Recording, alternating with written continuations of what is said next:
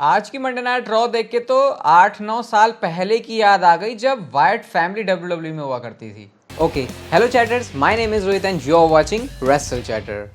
तो इस वीडियो में गाइस हम लोग बात करने वाले हैं आज ये मंडे नाइट रॉ के एपिसोड के बारे में। इतनी सारी चीजें इन्होंने एक शो के ऊपर कर दी, बड़ा मस्त लगा आज का शो। आपको ये वीडियो भी पसंद आने वाली है भाई, बहुत अच्छे से सब कुछ बताऊंगा, बस आप लोग वीडियो लाइक कर देना हर बार की तरह। सबसे पहले जो मंडे नाइट रॉ की स्टार्टिंग है वो होती है रिया रिप्ली के साथ ही। वो बैक स्टेज से जो ट्रांजिशन मार के उन्होंने किया था, मतलब जो आजकल कैमरा एंगल डब्ल्यूडब्ल्यू नहीं कर रही है उसी तरीके से कुछ था। जब उन्होंने रिंग में भी एंटर किया तो उस टाइम पर रिया रिप्ली, जिनको ऑलरेडी जाने से पहले, मतलब अभी 3 महीने के ब्रेक से पहले ऑलरेडी बेबी फेस वाला रिएक्शन मिल रहा था, अब वो और ज्यादा बड़े बेबी फेस रिएक्शन में हो चुका है। इवन अब रिया रिप्ली भी एक बेबी फेस की तरह ही एक्ट कर रही है। वो आज की मंडे नाइट रॉ से क्लियर हो जाता है। वो बताते हैं कि 3 महीने में जो है लिव मॉर्गन की वजह से गायब रही एंड देन अब उनका फोकस है उस चीज के ऊपर जिसको लेके अपने साथ लिव मॉर्गन भागे फिर रही है। बट वो कहती है ये डोमिनिक मिस्टीरियो की बात नहीं कर रही, मैं उसको तो मैं बाद में हैंडल करूंगी। वो बात करती है अपनी विमेंस वर्ल्ड चैंपियनशिप की और सीधा सीधा वो बोलती है ये वो टाइटल है जिसको मैंने खोया नहीं था। इतने में ही वो एक्सपेक्ट करती हैं कि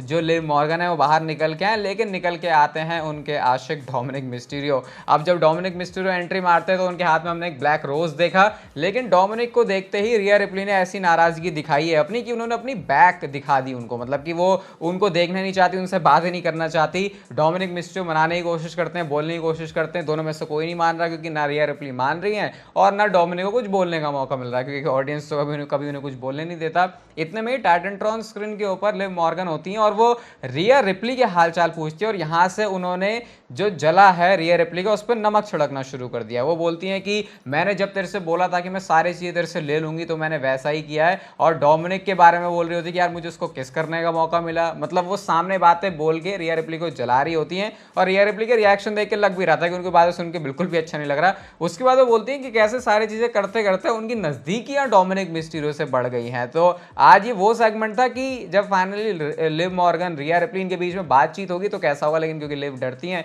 तो वो रिंग के बीच में तो नहीं खड़ी थी और अगर वो खड़ी होती तो इतना बोलने का मौका भी नहीं मिलता उनको। आगे लिव मॉर्गन बोलती है कि मामी ऑन टॉप तो बहुत बोला जाता था लेकिन अब Liv Morgan is on top, ऐसा करके वो फिर से जो है जलाती है उनको। जब ये सारी बातें लिव मॉर्गन ने बोली तो इसके बाद रिया रिप्ली जवाब देती है कि तू इतनी डरपोक है कि तो रिंग में भी नहीं खड़ी है। वो समर स्लैम में अपने और लिव मॉर्गन के चैंपियनशिप मैच की बात करती है तो लिव मॉर्गन कहती है कि उन्हें पता था कि ये मैच तो होना ही है और मैं तुझे हराऊंगी भी। वो उनके चैलेंज को एक्सेप्ट करती हैं और ये करते करते उन्होंने एक फ्लाइंग किस भी जो है वो डोमिनिक मिस्टीरियो की तरफ से फिर से उड़ा दिया। रिया रिप्ली को ये भी देख के अच्छा नहीं लगा। इसके बाद टाइटनट्रॉन से जो लिव मॉर्गन है वो चली जाती है और मामी कहती हैं कि समर स्लैम में मैं तेरा रेन नहीं खत्म करने वाली, मैं साथ में तुझे भी, तेरा करियर भी खत्म करने वाली हूं। इसके बाद जो रोज लेके आए थे डोमिनिक मिस्टीरियो वो दे रहे होते हैं जाते जाते, लेकिन रिया रिप्ली ने कोई भी रोज नहीं लिया, उल्टा वो उसको फेंक के चली जाती हैं। इसके बाद हमको बैक स्टेज से भी दिखता है कि डोमिनिक मिस्टीरियो बड़ा मनाने की कोशिश कर रहे हैं। उन्होंने क्लब हाउस भी जो है वो सजा दिया है लेकिन सारा सामान बाहर फेंक के मारते, बिल्कुल जैसे गर्लफ्रेंड नाराज हो जाती है ना, बिल्कुल वैसे रिया रिप्ली का एटीट्यूड था ये। उसके बाद बाहर से डेमन प्रीस्ट भी खड़े होते, पूछते सब सही चल रहा है, बढ़िया है सब, तो उन्होंने कहा हाँ सही है, नहीं सब बेकार है। और इतने में ही जो सारी चीज़ें फेंक के मारी और डेमन प्रीस्ट भी जो है वो हंस रहे हैं, एंजॉय कर रहे हैं। वो ऐसा लग रहा है कि ऐसा सोचते हैं कि डोमिनिक ने जो अब तक गलत किया उसको सबकी जो सजा है वो मिल रही है और वो मिलनी भी चाहिए। अभी आगे जजमेंट डे के और भी सेगमेंट है, उसके बारे में बात करेंगे थोड़ी देर में। लेकिन इसके बाद शेमस वर्सेस ब्रॉन्सन रीड का मैच था, बहुत ही फिजिकल मैच था ये। 10 बीट्स जो है शेमस ने अपनी अनाउंसर टेबल पे लगाई, सुनामी की कोशिश करते हैं लेकिन वो मिस हो जाता है। उसके बाद नी लगा के ही ब्रॉन्सन रीड पिन हो गए। मुझे लग रहा है कि नी भी अब शायद उतनी इंपॉर्टेंस रखता है जितना ब्रू किक है। इसके बाद क्या होता है, पीट डन ने आके सेव किया जो शेमस है उनको, लेकिन जब वो शेमस जा रहा था वाह भाई तूने मुझे बचा लिया, तब पीट डन उनके पास आए नहीं और जब वो आए नहीं तो ब्रॉन्सन रीड ने फायदा उठा लिया। इस बार उन्होंने सुनामी हिट कर दी और फिर पीछे से जाके पीट डन ने शेमस को मारा भी था उससे पहले। तो समझ नहीं आ रहा है चाह क्या रहे हैं, दोस्ती है नहीं है, बचा भी रहे हैं मार भी रहे हैं, लेकिन फिलहाल तो जो सुनामी है उससे अपना थोड़ा एब्डोमिनल एरिया का ध्यान रखना होगा शेमस को क्योंकि बहुत जबरदस्त पड़ी थी वो। इसके बाद हमको बैक स्टेज से जजमेंट डे के सेगमेंट्स दिखते हैं जहां पे रिया रिप्ली और डेमन प्रीस्ट बात कर रहे होते हैं और रिया रिप्ली खुश होती हैं कि डेमन प्रीस्ट ने जिस तरीके से वर्क किया उन्होंने अच्छे से जजमेंट डे को संभाला है। डोमिनिक फिर से आ जाते हैं, कहते हैं मामी यार मतलब तुम गलत सोच रहे हो। रिया रिप्ली कहती है तू तो अपनी गर्लफ्रेंड के साथ बिजी था, मतलब वो लिव मॉर्गन को डोमिनिक मिस्टीरियो की गर्लफ्रेंड बोल रही है। पता नहीं ऐसे शब्द रिया रिप्ली ने अपनी जुबान से निकाल भी कैसे लिए, कितना उनका दिल टूटा होगा ये बोल के। इसके बाद हमको बैक स्टेज से एक और सेगमेंट दिखता है जहां पर डेमन प्रीस्ट और डोमिनिक मिस्टीरियो होते हैं और वो पूछते हैं यार तूने मुझे बताया क्यों नहीं कि मामी आने वाली थी, तो डेमन प्रीस्ट बोलते भाई तू अपनी अलग चीज़ों में बिजी था, मैं कहाँ तुझे बता देता। इसके बाद जेउस भी आ टपकते हैं और वो बोलते हैं कि ऐसा लग रहा है मामी सिंगल है और वो मिंगल होने के लिए तैयार है, मेरा हाय बोल देना जरा रिया रिप्ली को। पता नहीं जेउस अब कहाँ से इसमें कूद पड़े, बहुत ही ज़्यादा वो फनी लगा। अब डोमिनिक को गुस्सा आ जाता है, वो कहता है इसको तो मैं देखूंगा, और इस वजह से आज शो पर जो है इनका मैच भी ऑफिशियल हो जाता है। तो ये जो कनेक्शंस अलग अलग तरीके से जोड़ रहे हैं, जजमेंट डे के मल्टीपल सेगमेंट दिखा रहे हैं, पूरा सच में मंडे नाइट रॉ का एपिसोड एक वाइब दे रहा है सही वाले की, हाँ भाई इसे शो कहते हैं, एक प्रॉपर स्टोरी लाइन के साथ। इसके बाद नेक्स्ट चीज होती है शो पर जेलिना वेगा वर्सेस सोनिया डेविल के बीच में, वही है रिंग साइड पर, क्योंकि सोनिया डेविल के जो है बंदियां हैं जोई स्टार्क और साथ में शेना बेजलर, तो इस वजह से डिस्ट्रैक्शन भी कर देते हैं। मैच भी जीत गई सोनिया डेविल। बाद में सेव करने के लिए केडन कार्टर, कटाना चांस और साथ में लायरा वाल्किरिया भी आ जाती हैं। इसके बाद डेमन प्रीस्ट एंटर करते हैं और ये जो है फेस टू फेस होने वाला होता है उनका गुंथर के साथ में। वो सीधा गुंथर को कॉल आउट करते हैं, गुंथर ने अपनी एंट्री मारी। और भाई साहब अगर आपको ऐसा लग रहा है कि यार इस मैच के बारे में क्या चल रहा है, आज स्टोरी लाइन ने जो पेस पकड़ी है बहुत मजा आ गया उसको देख के। गुंथर एंट्री मारते हैं और वो बोलते हैं कि भाई तू तो बड़ा कॉन्फिडेंट लग रहा है, तो अपना जो चाइल्डहुड ड्रीम है उसको भी पूरा कर रहा है। मैंने एक असेसमेंट किया है तेरे बारे में और वो ये है कि तू इस चैंपियनशिप पर, मुझे चैंपियनशिप के वेट को तू कैरी नहीं कर पा रहा, इसकी प्रेस्टीज को तू वैसा नहीं कर पा रहा, तेरा कंट्रीब्यूशन उतना सही नहीं है, तो सिंपली ये जो बेल्ट है तेरे कंधे से उतर के मेरे कंधे के ऊपर आ जानी चाहिए। अब जब ये बात सुनते डेमिन प्रीस्ट कहते हैं भाई मेरा टाइटल इतने मजे में कैसे बोल रहा है। वो कहते हैं कि समर स्लैम होता ना अगर ये अभी, तो मैं अभी तुझे उड़ा देता, बताया था कि टाइटल तेरे पास आना चाहिए कि मेरे पास आना चाहिए। वो अपनी जर्नी की बात करते हैं, कैसे वो स्ट्रीट्स पर थे, और उसके बाद कहते हैं कि तू बंदा ऐसा है कि जो सिर्फ पे चेक के लिए है, भले ही तू कितना भी अच्छा, लेकिन हमको तेरी जरूरत नहीं है। इस बात का गुंथर काउंटर करते हैं, कहते हैं जब तू स्ट्रीट्स पर था ना उस टाइम पर डब्ल्यूडब्ल्यू मेरे सामने भीख मांग रही थी कि मैं उनकी कंपनी में आ जाऊं, और वो इसलिए ताकि तेरे जैसे बंदों के पास वर्ल्ड टाइटल ना हो, वो मेरे जैसे बंदों के ऊपर होना चाहिए। तो ये गुंथर ने एक बहुत ज्यादा मस्त बात बोली, मतलब प्रोमो वर्क के इनके इतने कमाल के होते हैं जो स्टोरी को वैसे ही इंटरेस्टिंग बना देते हैं। इसके बाद डेमन प्रीस्ट, क्योंकि उन्होंने स्ट्रीट ट्रैश भी बोला था, कहते हैं स्ट्रीट ट्रैश तू मेरे को बोल रहा है, एंड देन आगे कंटिन्यू करते हुए बोलते हैं कि तुझे अभी भी नहीं समझ में आ रहा कि तू रेसलमेनिया में हारा क्यों, तेरे इसी एटीट्यूड की वजह से, तेरे अंदर कोई दिल नहीं है। और साथ में वो बोलते हैं कि तू बोरिंग प्रिविलेज कम बैक है। ये सुनते ही गुंथर तो गुस्से में आ गया भाई, बिल्कुल माथे से माथा सिर से सिर टकराने लगे, ऐसा लग रहा था लड़ने वाले, लेकिन तभी ब्रॉन स्ट्रोमैन का म्यूजिक प्ले हो जाता है। इसके बाद ब्रॉन स्ट्रोमैन और डेमन प्रीस्ट का मैच होता है, और ये जब मैच शुरू हुआ तब मैंने रियलाइज किया यार ये तो हट्टा कट्टा भारी भरकम वाला मैच है, इसको देख के अभी तक ऐसी वाइब क्यों नहीं आई। लेकिन उस लेवल पे मैच खरा नहीं उतरा। पहले तो मैन हैंडल ही कर रहे थे ब्रॉन स्ट्रोमैन, लेकिन उसके बाद ऐसी पड़ी उनकी नी के ऊपर, जो बैरिकेड में जाके उनकी स्ट्रोमैन एक्सप्रेस क्रैश होती है कि कुछ करने का उनको मौका ही नहीं मिला। स्पिनिंग किक वो मारते हैं, उसके बाद काउंटर करने के लिए पावर स्लैम लगाने की कोशिश करते हैं ब्रॉन स्ट्रोमैन, लेकिन उनसे लगाया नहीं गया। उसके बाद साउथ ऑफ हेवन लग जाता है और मैच जीत गया डेमन प्रीस्ट वाला। ब्रॉन स्ट्रोमैन को सैक्रिफाइस होना पड़ा है यहाँ पे, मैं तो यही बोलना चाहूँगा, क्योंकि ब्रॉन स्ट्रोमैन और बढ़िया बुकिंग डिजर्व करते हैं। इसके बाद जो है गुंथर निकल के आते हैं, उन्होंने चॉप्स वगैरह मारे डेमन प्रीस्ट को, डेमन प्रीस्ट ने फाइट बैक किया, उसके बाद गुंथर को ही वहां से निकलना पड़ जाता है। इसके बाद मैच आता है केडन कार्टर कटाना चांस वर्सेस जोई स्टार्क शेना बेजल के बीच में, वही मैच था। केडन कार्टर कटाना चांस के मैचेस अच्छे होते हैं, लेकिन इसको बहुत इन्होंने शॉर्ट रखा, एंड जोई स्टार्क शेना बेजलर ये वाला मैच जीत गई। इसके बाद हमको बैक स्टेज से फिन बैलर और रिया रिप्ली का भी सेगमेंट दिखता है, क्योंकि फिन बैलर जेडी मैकडोना के पास चैंपियनशिप है, तो एक तरीके से वो लिव का फेवर कर रहे हैं कि यार उसकी वजह से ये जो चैंपियनशिप है हमारे पास आई है। हालांकि रिया रिप्ली ने इस बात के ऊपर ज्यादा कुछ ध्यान दिया नहीं, और डोमिनिक मिस्टीरियो जब आते हैं तो वो कहते हैं आज मेरा मैच है, आज मैं बता दूंगा कि रिया रिप्ली तेरे बारे में, मेरी गर्लफ्रेंड के बारे में कोई कुछ नहीं बोल सकता। अब देख मैं उसे कैसा लेसन देता हूँ। रिया रिप्ली कुछ नहीं, क्यों लड़ रहा है भाई, क्या जरूरत है तेरे को उससे लड़ने की। मामी उसके बाद चली जाती है और कार्लिटो ने वहां पे बीच में आके जो नॉट कूल बोला है, ये बीच बीच में जो वर्ड पिरो के चले जाते हैं ना कार्लिटो, बस इसको एक्सप्लेन नहीं किया जा सकता, इसको बस एंजॉय किया जा सकता है। इसके बाद हमको एडम पियर्स दिखते हैं जो कि रिंग के बीचों बीच खड़े होते हैं, मतलब रिंग में खड़े होते हैं। उसके बाद वो वेलकम करते हैं ड्रू मैकिंटायर को। ड्रू मैकिंटायर को हमको बैक स्टेज से ही कई बार दिखाया जाता है, बंदा बड़ी खुशी में है, लेकिन वो खुशी अभी चुटकी में उनकी कहीं दूर जाने वाली थी। अब रिंग में जब आते हैं वो, तो सीएम पंक के चैंट लग रहे थे। एडम पियर्स बोलते भाई मुझे अपना टाइम वेस्ट नहीं करना,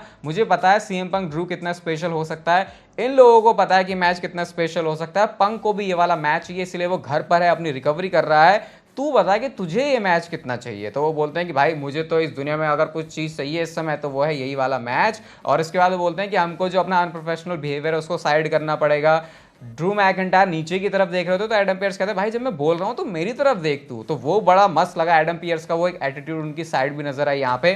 उसके बाद वो बोलते हैं कि चलो भाई मैच वैच करने के लिए रेडी हैं। ड्रू मैकिंटायर पूछते हैं क्राउड से कि भाई रेडी हो, तो सारे लोग बोलते हैं हाँ भैया रेडी हैं। तो ड्रू कहते हैं चलो भाई इसे ऑफिशियल कर देते हैं। लेकिन एडम पियर्स बीच में कुछ ऐसी चीज करते हैं जो कि अभी तो ड्रू मैकिंटायर के लिए बात इजी नहीं बना रही। वो कह रहे हैं पहले तेरे को रेफरी से अपोलोजाइज करना पड़ेगा। ड्रू कहते हैं भाई मैं क्यों अपोलोजाइज करूं। वो कहते हैं कि भाई इनको जो कुछ सहना पड़ा है। इसके बाद ड्रू मैकिंटायर जो हंसता खेलता था अब तक, वो गुस्से में पगला गया, कह रहा भाई मैं एम्बेरस क्यों हूं, मैं इन लोगों को अपोलोजाइज क्यों करूं। वो सीएम पंक को लेके आ गए, सेथ रॉलिंस को लेके आ गए, अपने स्कॉटलैंड की बात कर ली, उन्होंने हर चीज की बात करी और बंदा बिल्कुल पगला चुका है। अब एडम पियर्स ने सीधा सीधा बोला भाई अगर तू ये इन लोगों के सामने सॉरी नहीं बोल रहा तो सीधी सीधी बात है तू अभी भी सस्पेंडेड है। ये चीज सुन के तो ड्रू मैकिंटायर और बौखला गए। वो जो है रेफरीज को धक्का दे रहे हैं। एडम पियर्स के भी बिल्कुल वो मुंह पे चढ़ के आ गए हैं। सेथ रॉलिंस का म्यूजिक प्ले हुआ, इसके बाद सेथ रॉलिंस ने उल्टा बजा दिया ड्रू मैकिंटायर को, फिर ड्रू को वहां से जाना ही पड़ जाता है। तो जो हंसता खेलता ड्रू मैकिंटायर था वो अब समझ में आया कि अभी तो उसको और ज्यादा गुस्सा दिलवाना था। तो अभी भी जो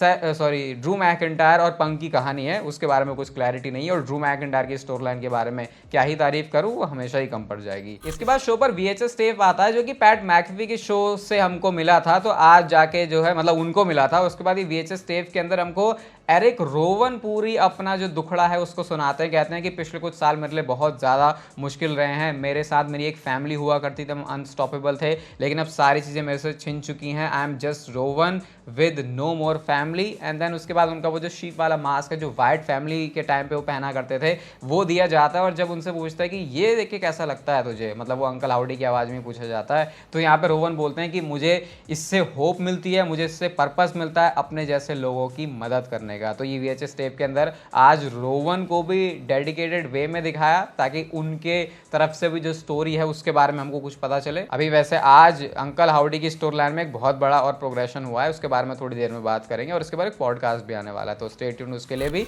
नेक्स्ट मैच आता है शो पर डोमिनिक वर्सेस जे उसो के बीच में। डोमिनिक ने गुस्से में पहले ही जे उसो के ऊपर अटैक करना शुरू कर दिया, कुछ हीट पंचेस भी लगाया, लेकिन मेन कहानी तब शुरू होती है जब लिव मॉर्गन आ जाती है इस मैच में, और वही वाला मूवमेंट बन जाता है जो इससे पहले भी रिया रिप्ली के मूवमेंट पे रिया रिप्ली के रिटर्न पर बना था। कभी डोमिनिक ऊपर तो कभी रिया रिप्ली लिव मॉर्गन ऊपर। इसके बाद रिया रिप्ली का म्यूजिक प्ले होता है, लिव मॉर्गन तो वहां से भाग लेती हैं, डोमिनिक फिर से मना रहे हैं, समझा रहे हैं, लेकिन भाई क्या मना समझा रहे हो, तुम सब कुछ तो उल्टा कर रहे हो।